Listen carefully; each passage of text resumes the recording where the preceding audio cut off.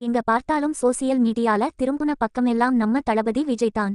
உன்னை நினைத்து எல்லாருக்கும் பிடித்தமான ஒரு வரிசையில் இந்த படம் இருக்கு கண்டிப்பா.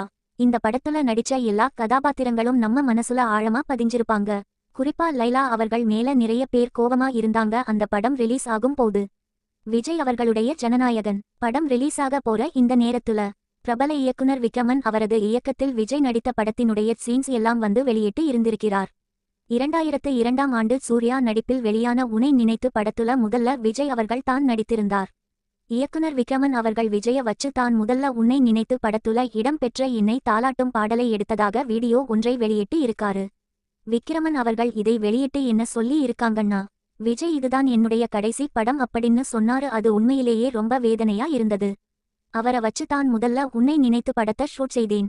2 சாங் எடுத்து இருந்தேன். மூணாறில் என்ன தாலாட்டு பாடலை ஷூட் பண்ணேன். அது சம்பந்தமான பழைய வீடியோ கேசட் கிடைச்சுச்சு.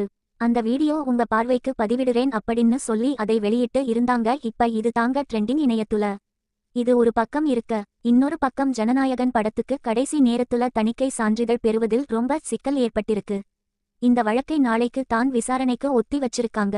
கடைசி நேரத்துல இப்படி பிரச்சனை தராங்களே, அப்படி எல்லாம் விஜய் ரசிகர்கள் கொந்தளிச்சு இருக்காங்க.